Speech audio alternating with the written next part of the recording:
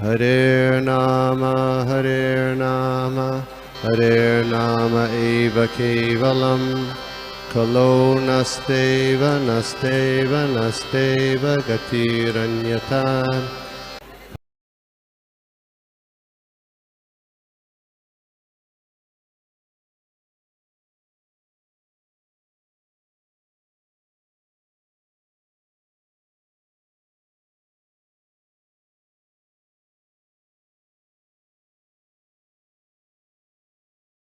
ठीक है ना?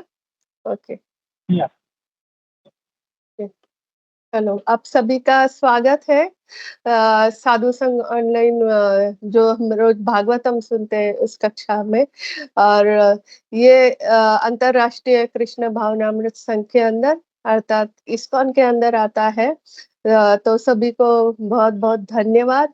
और विशेष करके आज के दिन आज सरस्वती पूजा है और देवी भगवती सरस्वती से आशीर्वाद लेके हम भागवतम क्लास की शुरुआत करेंगे। सर्वप्रथम हम वंदना करेंगे, मंगलाचरण करके शुरुआत करेंगे। ओम नमो भगवते वासुदेवाय। ओम नमो भगवते वासुदेवाय। ओम नमो भगवते वासुदेवाय। नारायणं नमस्कृत्यं नरं चैव नरोत्तमं देवीं सरस्वतीं व्यासं ततो जयमुदीरये। नष्टप्रायेषु अभद्रेषु नित्यं भागवत सेवया भगवती उत्तम श्लोके भक्तिर्भवति नैष्ठकी। ओम अज्ञानतिमिरान्धस्य ज्ञानाञ्जनशलाकया चक्षुरुन्मिलितं येन तस्मै श्रीगुरवे नमः। श्रीचैतन्यमनोभीष्टं स्थापितं येन भूतले स्वयं रूप कदा मह्यं ददाति स्वपदान्तिकम्। हे कृष्ण करुणा सिंधु दीनबंधो जगत्पते गोपेश गोपिका कांत श्री राधा कांत नमस्तुते। तप्त कांचन गौरांगी श्री राधे वृंदावनेश्वरी वृषभानुसुते देवी प्रणमामि हरिप्रिये। वाञ्छाकल्पतरुभ्यश्च कृपा सिन्धुभ्येव च पतितानां पावनेभ्यो वैष्णवेभ्यो नमो नमः। श्री कृष्ण चैतन्य प्रभो नित्यानंद श्री अद्वैत गदाधर श्रीवासादि गौर भक्त वृंद। हरे कृष्ण कृष्ण कृष्ण हरे हरे हरे राम राम राम हरे हरे। नमो विष्णुपादाय कृष्णप्रेष्ठाय भूतले श्रीमते गोविंद स्वामिनिति नामिने। नमो विष्णुपादाय कृष्णप्रेष्ठाय भूतले श्रीमते भक्तिवेदांत स्वामिनिति नामिने। नमस्ते सरस्वते देवे गौरवाणी प्रचारिणे निर्विशेष शून्यवादी पाश्चात्य देश तारिणे। हरे कृष्णा।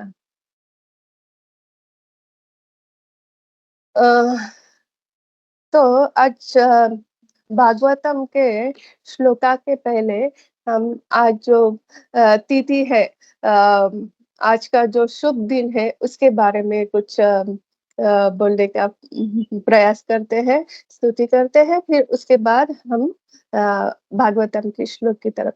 तो आज क्या है? वसंत पंचमी। सबको पता है वसंत पंचमी। जैसे भगवान कृष्ण बोलते हैं कि मैं मासों में मार्गशीर्ष मास हो, ऐसे ही भगवान कृष्ण ने कहा है कि कुसुम में ही ये वसंत है। तो इस दिन से क्या होता है, इस दिन से माता सरस्वती का प्रागट्य दिन है इस दिन। इस दिन माता सरस्वती जो है वो प्रकट हुई, और सरस्वती माता क्या है, स्वर की देवी है। उनसे स्वर निकले हैं, स्वर के साथ-साथ गायन, ताल, लय ये सब निकले हैं, विद्या की देवी है माता जी। तो इनसे हमें विशेष आशीर्वाद दे लेना चाहिए। यहाँ तक देवी भागवत में भी भगवान श्री कृष्ण स्वयं कहते हैं कि हमें देवी सरस्वती की पूजा करनी चाहिए। आदौ सरस्वती पूजा कृष्णेन विनिर्मिता यत्प्रसादान् मुनिश्रेष्ठ मूर्खा भवति पंडितः। यानी जो अगर सरस्वती की पूजा करता है तो जो मुनि श्रेष्ठ है वो तो करते हैं, अगर कोई मूर्ख भी इन सरस्वती माता जी की पूजा करता है तो वो पंडित बन जाता है। वही सरस्वती से हम वरदान लेते हैं कि हमें भागवतम सुनने की अच्छे भागवतम के प्रति भक्ति दे और अच्छी बुद्धि दे, जो कि हम भागवतम अच्छे से ग्रहण कर सके। और जो इस कलयुग का धर्म है, कीर्तन करना है, भगवान का कीर्तन करना है, तो उसके लिए हमें अच्छी वाणी की आवश्यकता है। और जो संगीतबद्ध लय है, उनके लिए हम अगर भगवान के सामने वो लयबद्ध कीर्तन करेंगे तो अवश्य भगवान प्रसन्न हो गए। हम भगवान से किसी भी तरह अगर हम हृदय से उन्हें पुकारते हैं तो वो आ ही जाते हैं। लेकिन अगर उसके साथ लय ताल है तो वो बहुत अच्छा है ना। और लोगों को भी अच्छा लगेगा। अगर हम ऐसे ही पुकारेंगे तो अकेले ही जाएंगे, लेकिन लयबद्ध वो साथ में होगा तो और लोग भी सुनेंगे, उन्हें भी वो अच्छा लगेगा। और हम अकेले नहीं, हम हमारे साथ और लोगों के लेके जाएंगे जो को भगवान श्री कृष्ण को बहुत पसंद है। इसलिए हमें सरस्वती माता से विशेष प्रार्थना करनी चाहिए। और इस दिन और जैसे शारदीय ये होता है, रास होता है, इसी तरह वासंती रास इस दिन से चालू होता है। वसंत पंचमी से वासंती रास, इसमें जयदेव गोस्वामी जो है उन्होंने इसके बारे में लिखा है कि भगवान का वासंती रास इस दिन से चालू होता है।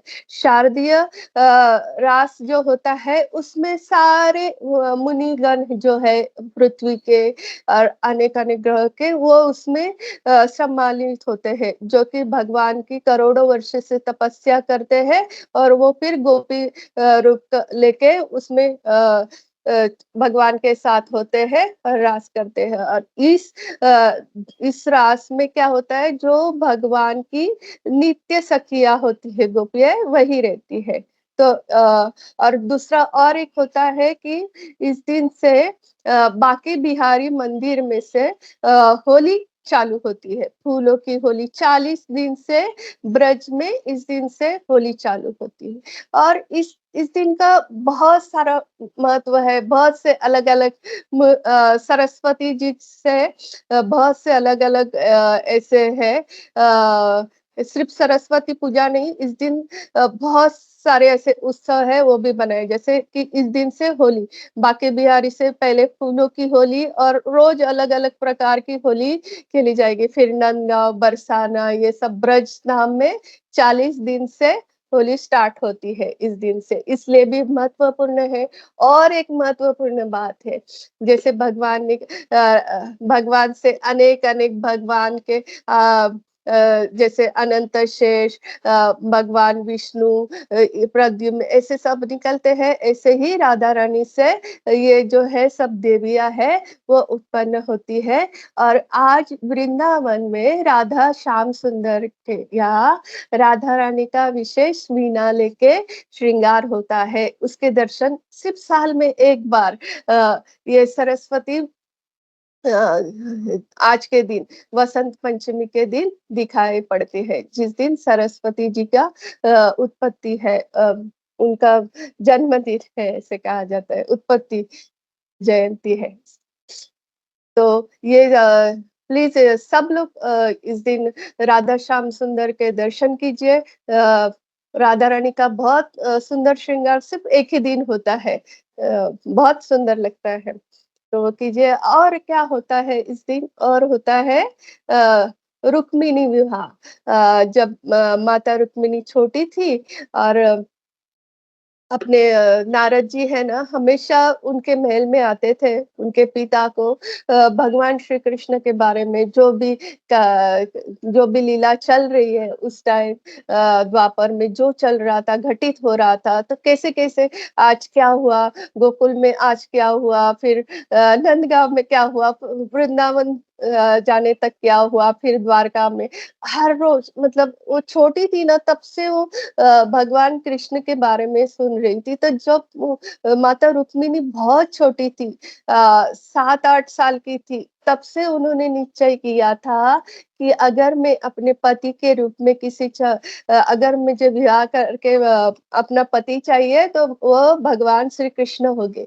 तो तब से वो अपने मन में भगवान श्री कृष्ण के प्रति पति की भावना लेके और सबको पता था कि रुक्मिणी जी को भगवान कृष्ण की कथा सुनना, वो कितना प्रेम करती है कृष्ण के बारे में, सिर्फ़ कृष्ण कहे तो हर एक को पता था, छोटी थी तब से वो सुन रही थी, सब लोग खुश थे उससे। लेकिन उनके भाई जो है रुक्मी उन्हें अच्छा नहीं लगता था, वो उनका ब्याह किसी और से करना चाहते थे, तभी रुक्मिणी जी ने 7 श्लोकों वाला एक पत्र लिखा और एक ब्राह्मण को भगवान श्री कृष्ण के पास भेज दिया और जैसे ही भगवान ने वो पत्र पढ़ के ब्राह्मण ने पत्र पढ़ के सुनाया और भगवान ने पढ़ा, तो उस पत्र के 60 श्लोकों के बाद एक और लाइन विशेष लिखी थी, उसमें लिखा था, "अगर आप नहीं आए तो मैं अपना ये देह त्याग दूँगी।" तो भगवान के आँखों में आँसू आँसू आने लगते हैं भगवान श्री कृष्ण के और वो बोलते हैं नहीं मैं भी आपसे उतना ही प्रेम करता हूँ और इतना दूर का विदर्भ और द्वारका इतना दूर का अंतर भगवान कुछ ही घंटों में तय करके रथ में आते हैं और अपने साथ कुछ सैनिक भी लेके आते हैं और यहाँ पर जब वो विवाह के लिए तैयार होती है, अम्बा माता की पूजा करने जाती है, तभी मंदिर से जब उन्हें देखती है कि भगवान श्री कृष्ण आ गए हैं और तब अपना घूँघट उठाती है। जैसे ही माता रुक्मिणी अपना घूँघट उठाती है, तो इतनी सुंदर रहती है।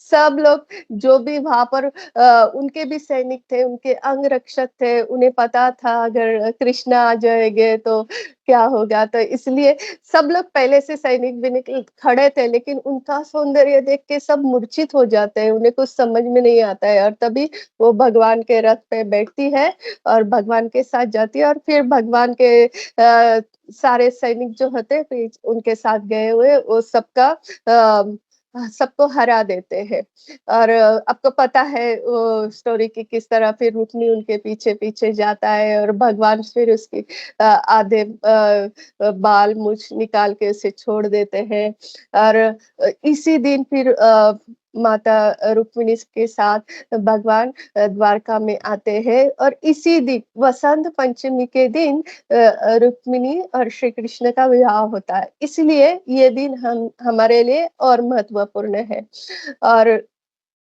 इस अभी भी ये जो है रुक्मिणी विवाह की पंढरपुर में अभी भी वो रुक्मिणी विवाह होता है। आप अगर देखोगे तो वहाँ पर आज भी आज वसंत पंचमी है तो आज भी विठ्ठल रुक्माई विवाह चालू रहता है। तो इसलिए हमारे लिए ये विशेष दिन है। हमें माता सरस्वती से विशेष कृपा की प्रार्थना करनी चाहिए कि हम अच्छे से भागवतम का श्रवण करें, भगवान के नाम का गुणगान करें अपनी वाणी से और हमेशा हमारे ऊपर कृपा बनाए रखे ताकि हम लयबद्ध पद्धति से भगवान का कीर्तन भी कर सकें। हरे कृष्णा। तो इसके बाद हम आगे बढ़ते हैं आज की श्लोका की तरफ। तो आज का जो श्लोका है, कल हमने देखा था भगवान की जो भगवान के 2 आयुध। अभी तक हमने भगवान के चरण से लेकर उनके गले तक का यहाँ तक का दर्शन किया है और फिर आते हैं उनकी भुजा। कल देखा था उनकी एक भुजा में जो सुदर्शन चक्र और शंख है, उनके बारे में देखा था। और आज है भगवान की दूसरी भुजा में क्या है? कौमद की गदा।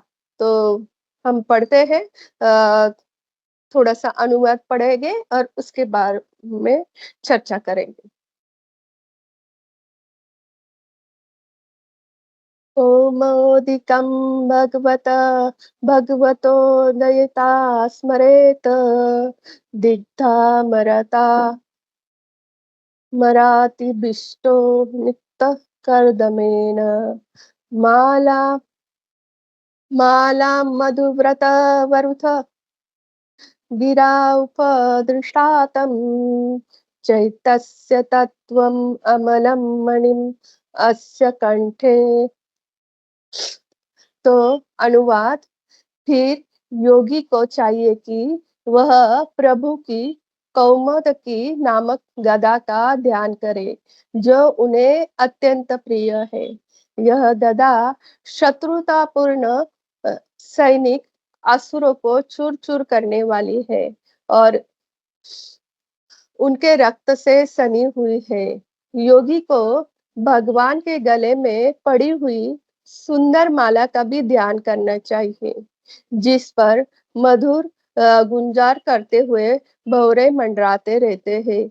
भगवान की मोती की माला का भी ध्यान करना चाहिए, जो उन शुद्ध आत्माओं की सूचक है, जो भगवान की सेवा में लगे रहते हैं। हरे कृष्णा। यहाँ पर हमने देखा, जैसे पिछले श्लोक में हमने देखा था कि क्या भगवान के एक हाथ में शंख और चक्र है। और जब भगवान ने कच्छप अवतार लिया था और मंदराचल पर्वत उसके ऊपर घिसा था, तो उसकी चमक और बढ़ गई थी, ऐसे बोला गया। और आज है कौमुद की गदा। तो ये गदा जो है वो भगवान को बहुत प्रिय है। जिसे हमें सबको पता है, भगवान के हाथ में जो शंख है उसका नाम क्या है?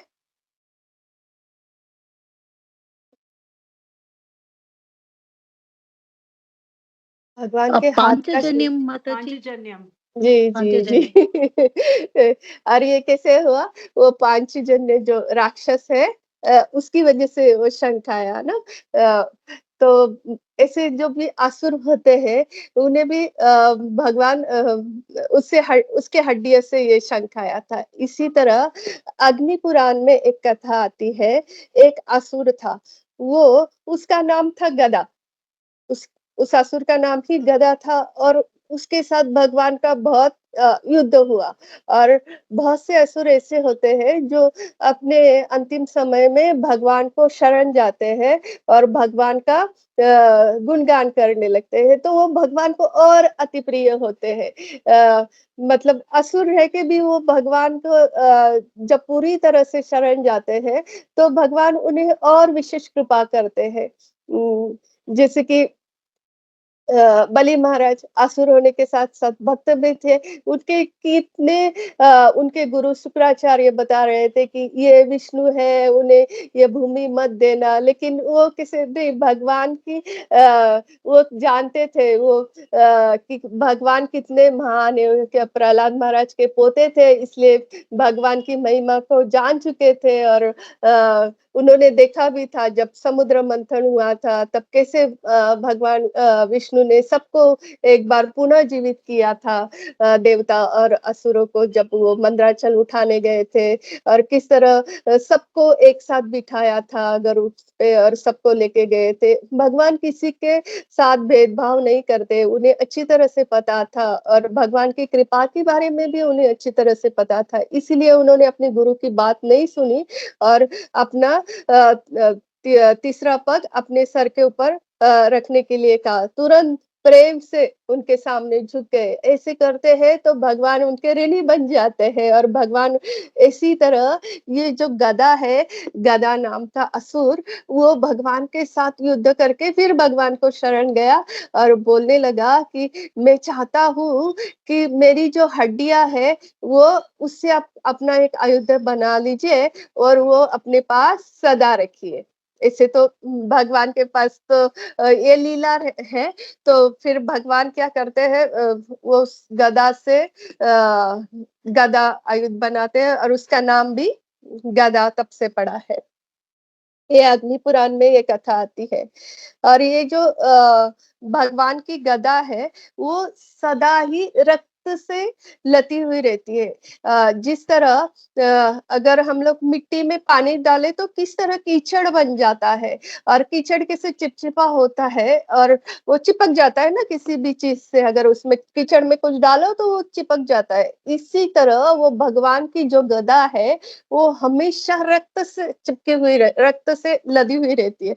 तो हम इसका सब लोग बोलेंगे ऐसे कैसे भगवान की, तो हाँ, भगवान की गदा हमेशा वो विजय का प्रतीक रहता है कि भगवान युद्ध करते हैं और उसमें जीतते हैं और उससे भक्तों को भय नहीं लगता है। लगता है कि नहीं लगता है, जिसका उदाहरण है नरसिम्हा भगवान। नरसिम्हा भगवान का कैसे अभी मायापुर जो नरसिम्हा भगवान है, वो तो ऐसे सिर्फ बैठे हुए हैं नाखून के साथ, लेकिन ऐसे बहुत से पिक्चर है। अभी हमारे राधा गिरधारी टेम्पल में है अ, नरसिम्हा भगवान का, उनके हिरण्यकशिपु जो है उनकी गोदी में है और उसकी पूरी आंतें निकली हुई है और खून बह रहा है और प्रहलाद महाराज एक तरफ खड़े हैं, पूरे उनके नाखून जो है वो सब खून से लदे हुए हैं। लेकिन इससे हमें डर लगता है क्या? नहीं लगता है। उल्टा उन ये ऐसे करते हैं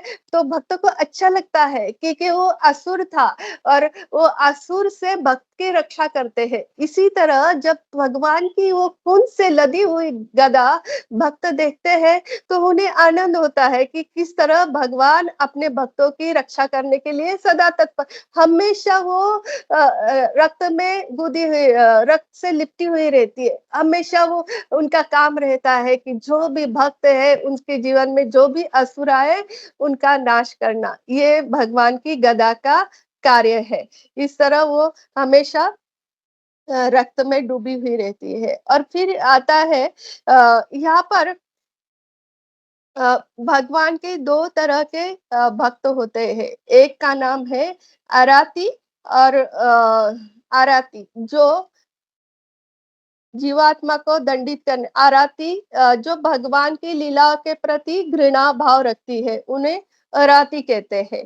और वो जो गदा है, वो उनको दंड देने के लिए रहती है कि जो भगवान के भक्त और भगवान की जो लीला होती है, उनके प्रति घृणा करती है, उनके खून से वो सदा लदी हुई रहती है। और दूसरा आता है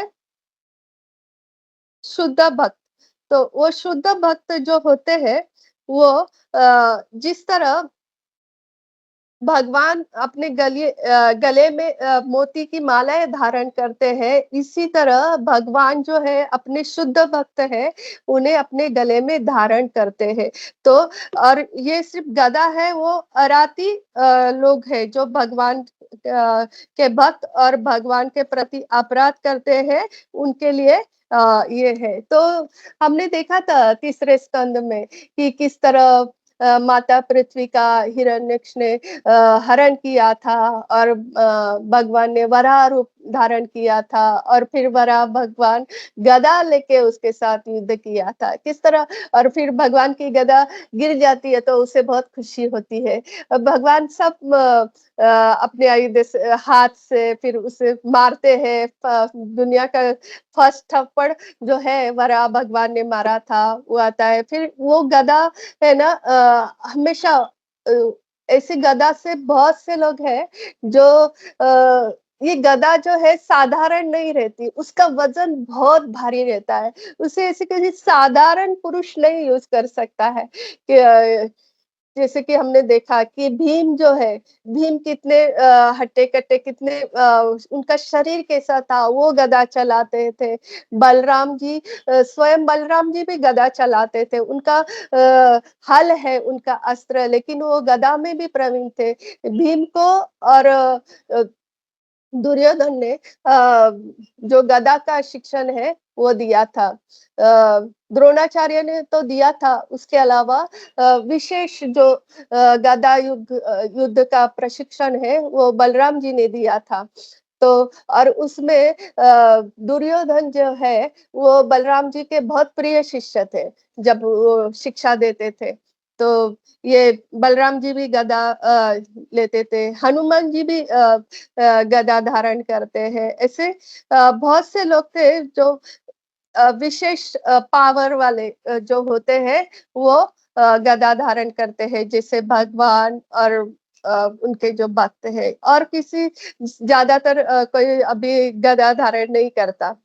और जैसे कि हमने देखा कि जो भगवान के शुद्ध भक्त होते हैं वो अ, भगवान अपने गले के जिस तरह गले की मोतियों की माला है, उसी तरह उन्हें लगते हैं और उसके बाद आता है भगवान के गले में और एक माला रहती है, जो पुष्प रहते हैं, उसकी माला रहती है। अलग-अलग वन के पुष्प रहते हैं, उसकी माला है और हमने देखा था जब हम वैकुंठ का ये कर रहे थे वैकुंठ का दर्शन कर रहे थे कि किस तरह वैकुंठ है, फिर वहाँ पर कैसे सब पंछी है, सब फूल है, सब है। तो वहाँ के जो फूल होते हैं ना, वो हमेशा अ, मधु से भरे हुए, सुगंधित और कभी ना मुरझाने वाले होते हैं। उन सब पुष्पों की भगवान माला पहनते हैं। और उसमें इतना मधुर रहता है ना, हम एक बार अगर फूल निकाले तो 1 आध घंटा उसके ऊपर आएगा। ज़्यादा से ज़्यादा बहुत ज़्यादा देसी गुलाब या कुछ हो, एकदम शुद्ध हो तो आधा घंटा, 1 आध घंटा भँवरा या कुछ। उसके बाद कोई नहीं आता क्योंकि उसमें से सब मधु खत्म हो जाता है, उसका सुगंध खत्म हो जाता है।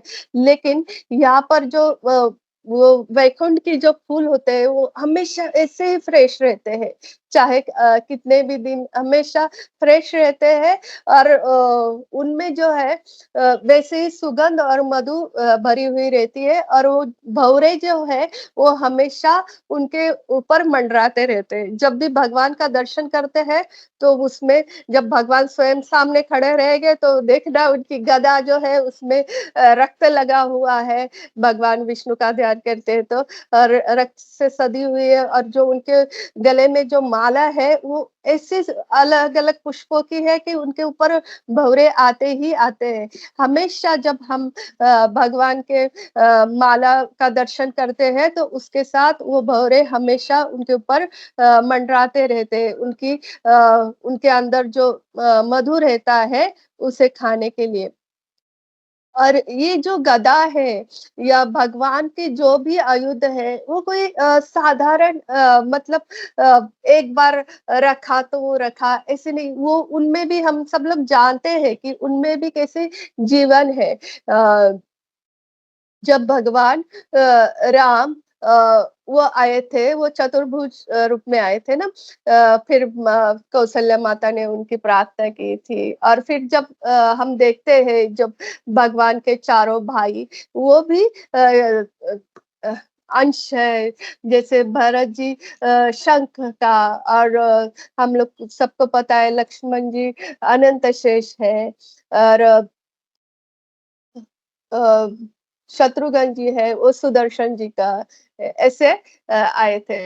और हमेशा ये जो है भगवान के अस्त्र है, जिस तरह सभी सखी और मंजरियाँ अपना कार्य करने के लिए धरती पर अलग-अलग टाइम पे आती है, इसी तरह ये जो भगवान के अस्त्र है, वो भी अलग-अलग टाइम पे आते हैं और भगवान के लीला में भाग लेते हैं और भगवान के प्रसार का कार्य करते हैं। जैसे साउथ में बहुत से ऐसे जो संत हैं, उनका उनका भी उल्लेख आता है। अब मैं भूल गई जो विशेष अलवार है, वो जो तलवार का रूप है, उनके बारे में मैं उनका नाम भूल गई। मैंने काफ़ी पहले उनके बारे में सुना था। वो वो भी आए थे। फिर हम देखते हैं अ, अनंत शेष अ, है कैसे तो हमेशा भगवान के जो अस्त्र है कोई भी वो हमेशा यहाँ पर आते हैं और भगवान की लीला का प्रचार का गुणगान करते हैं ताकि सब भगवान के पास जाएंगे। तो जो भी भगवान के गले में जो माला है, भगवान के हाथ में जो भी अस्त्र है, वो साधारण नहीं, वो स्वयं प्रकट है। तो हमने ये और एक बार मुझे याद आया जब हमने वैकुंठ का दर्शन देखा था तो भगवान जो है वो जैसे कि यहाँ पर कैसे शंख चक्र गदा हस्ते से नहीं जब चतुर गए थे तो उन्होंने देखा था कि भगवान के ऊपर भगवान लक्ष्मी जी के साथ आए थे और भगवान के ऊपर छाता है, चतुर्भुज है, लेकिन जो सुदर्शन है वो स्वयं सुदर्शन मनुष्य के चतुर्भुज रूप में है और जो गदा है वो चतुर्भुज रूप में है। ऐसे ये जो भगवान के अयोध्या ना वैकुंठ में ऐसे ही दिखेंगे और वो भगवान के जैसे सुंदर दिखेंगे चतुर्भुज रूप में।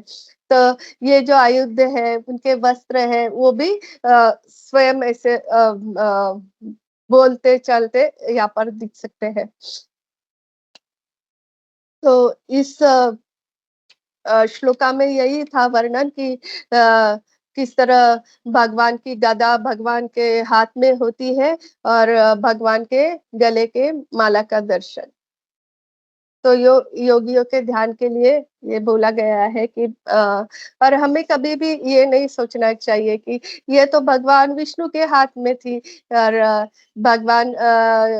हमारे भगवान के हाथ में तो बांसुरी है, ऐसे नहीं भगवान हम लोग गौड़िया परंपरा से है तो हम लोग कभी में भेद नहीं करते हैं भगवान विष्णु और भगवान कृष्ण।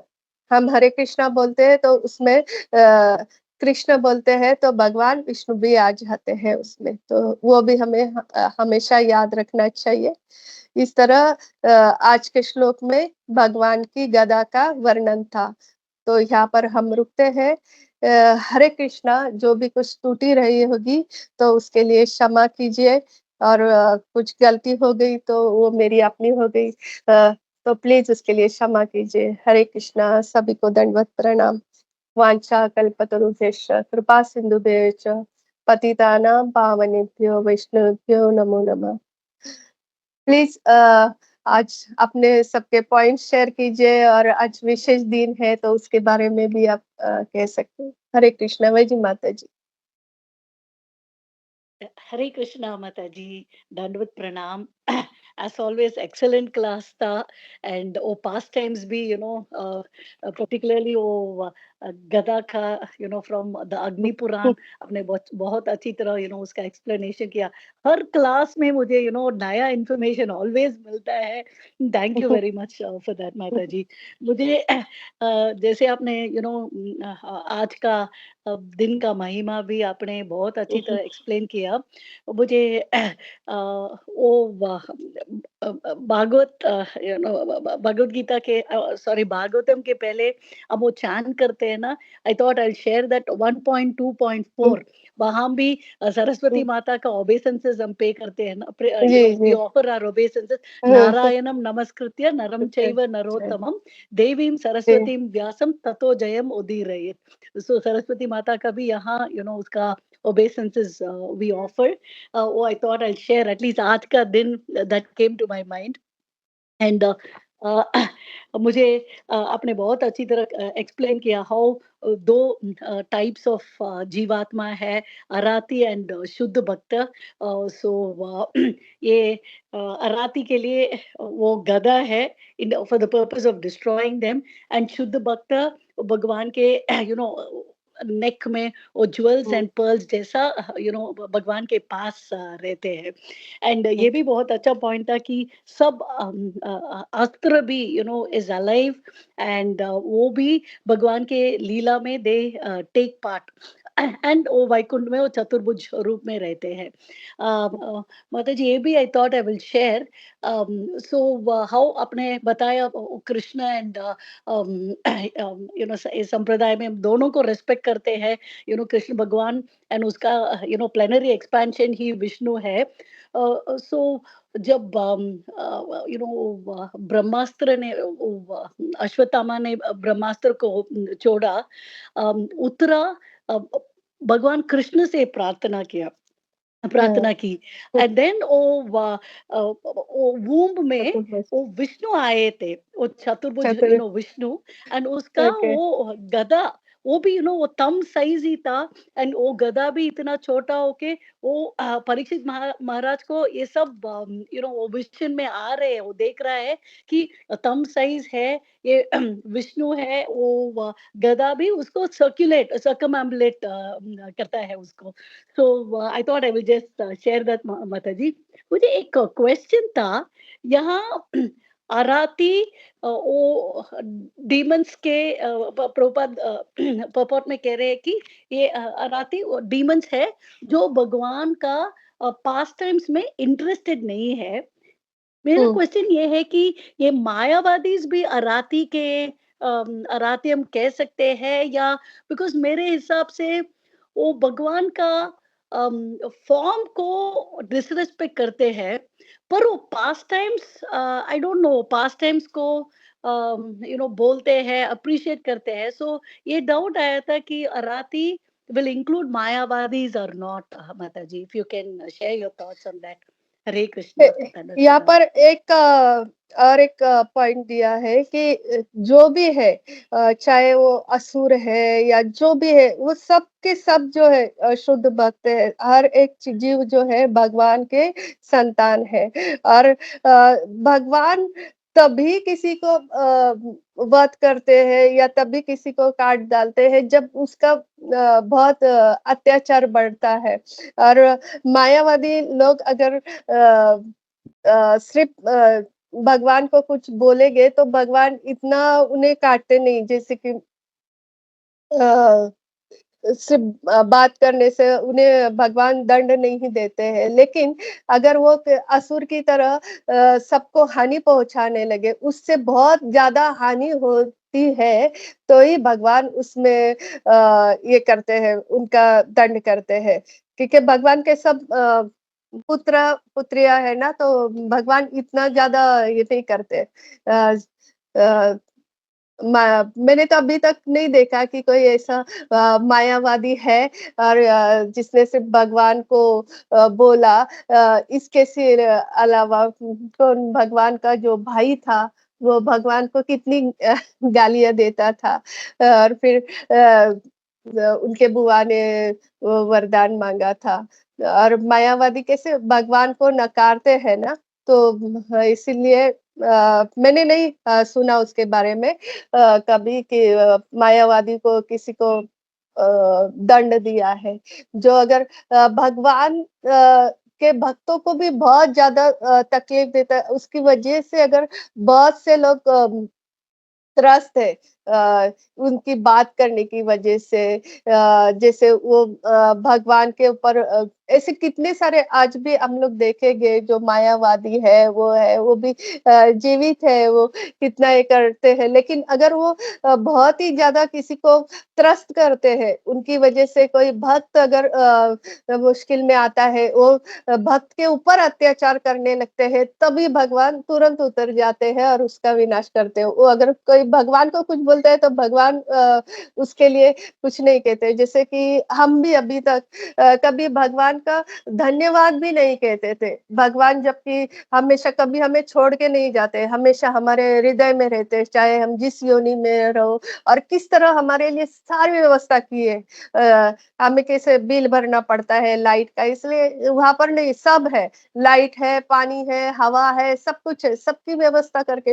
लेकिन कोई जीव है जो धन्यवाद करता है, भगवान का नहीं। अन्न की व्यवस्था हम जब पढ़ते हैं, अच्छा ज्ञान आता है, तो हमें अगर कोई कुछ देता है तो हम किसी की हर एक चीज के लिए थैंक यू बोल देते हैं। लेकिन भगवान के लिए कहता है क्या कोई? नहीं कहता है।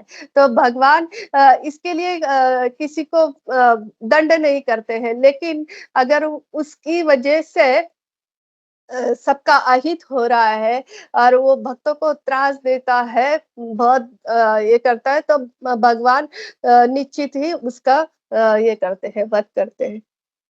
हरे कृष्णा। थैंक यू माता जी। हरे कृष्णा। जी विनती माता जी।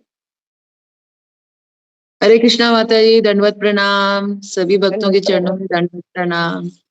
सबको बसंत पंचमी की और सरस्वती पूजा की बहुत बहुत शुभकामनाएं। माता जी, आपने जो वो बहुत अच्छा पास टाइम जो करा बताया, रुक्मिणी और माता रुक्मिणी और कृष्ण भगवान का विवाह का, और कैसे वो बचपन से सुनती जा रही थी उनके बारे में, और फिर उन्होंने निश्चय कर लिया था। ये वाला बहुत ही सुंदर आपने सुनाया। और मतलब जो उनके 7 श्लोक हैं, और उन्होंने कैसे उनको ये किया था कि आप मुझे आइए, नहीं तो मैं अपना देह त्याग कर दूंगी। ये बहुत सुंदर। और दूसरा वो जो आपने वसंत रास का जो डिस्क्रिप्शन दिया, तो मतलब दो ये मतलब हर उससे देखें तो ये दिन कितना पवित्र है आज का, वसंत पंचमी का, हमारे लिए भी। तो बहुत बहुत धन्यवाद माता जी ये सब बताने के लिए, क्योंकि मुझे ये नहीं पता था रुक्मिणी माता रुक्मिणी और भगवान कृष्ण के विवाह वसंत पंचमी वाले दिन हुआ, ये मुझे नहीं मालूम था। तो बहुत बहुत धन्यवाद माता जी। और धन्यवाद।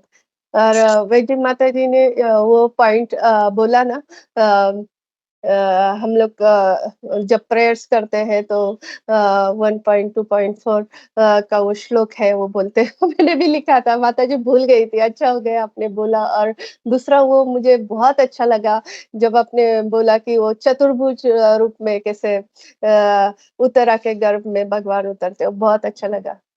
विनती माता जी, आप इसका जो राधा श्याम सुंदर जी का दर्शन है, आज राधा रानी का विशेष दर्शन होता है हाथ में बिना लिए हुए, तो प्लीज सब लोग उसका दर्शन करना और राधा रानी से प्रार्थना करना कि हम भी हमें अच्छी विद्या दे, हमें लय ताल सब दे, बुद्धि दे, हम सब सुन सके लिए। जी माता जी, जी माता जी, बहुत बहुत और धन्यवाद। Thank you. हरे रुक्मिणी कृष्ण। विवाह का आज भी पंढरपुर में रुक्मिणी विवाह होता है। जो विठल रुक्माई है, उनके मंदिर में उधर वो विवाह दिखता है कि किस तरह उधर हुआ था द्वारका में, इसलिए आज भी होता है, वो भी दर्शन बहुत कर सकते हैं। बहुत सुंदर। थैंक यू माता जी, थैंक यू। हरे कृष्णा। हरे कृष्णा।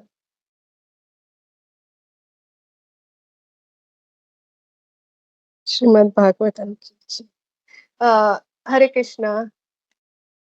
अगर किसी का कोई पॉइंट नहीं है तो हम यहाँ पर रुकते हैं। एक बार सबको बहुत बहुत धन्यवाद। हाँ, और मुझे जब माता जी बोल रही थी कि हम एक श्लोका बोलते हैं, नमस्ते सारस्वत, तो वही जब मैं प्रभुपाद जी की प्रेयर्स करते हैं तो उसमें भी आता है ना, नमो विष्णुपादाय कृष्ण प्रेष्ठाय भूतले श्रीमते भक्ति वेदांत स्वामी नीति नामिने नमस्ते सारस्वते देवे गौरवाणी प्रचारिणे निर्विशेष शून्यवादी पाश्चात्य देशतारिणे। तो इसलिए सरस्वती माता जो है कि किस तरह जो भक्ति वेदांत है उनका कैसे सरस्वती देवी के रूप में कैसे प्रभुपाद जी ने सब जगह प्रचार किया, ऐसे उनके जो प्रणाम मंत्र है उसमें भी आता है। तो इस तरह आज का दिन बहुत विशेष है। तो हम सब के लिए मैं सरस्वती माता जी से प्रार्थना करूँगी कि हम ऐसे हमारी सुनने की शक्ति बढ़ाए और जो भी है हम बुद्धि से ग्रहण करें, अच्छी बुद्धि दिए कि हम हमेशा भक्तों के संग में रहें और भगवान का गुणगान श्रवण करें और जो भी गायन की विद्या है, लय की विद्या है, वो भी हमें दे दे। हरे कृष्णा। यहाँ पर मैं रुकती हूँ। हरे कृष्णा। हरे कृष्णा। इसमें खाली एक करेक्शन है, जो प्रभुपाद जी का प्रणाति है, प्रभुपाद प्रणाम मंत्र है, उसमें जो एक्चुअली वो सरस्वती नहीं है, वो सारस्वती है। और दूसरा ये उनके गुरु महाराज भक्ति सिद्धांत सरस्वती ठाकुर, उनको संबोधित किया गया है। ये जस्ट एक correction. Hare Krishna. Okay, thank you, sorry. ठीक है, ओके, थैंक यू कुंजेश्वरी। तो हम लोग रुकते हैं यहाँ पे और लेते हैं नरसिम्हा आरती। आज किसका नरसिम्हा आरती है?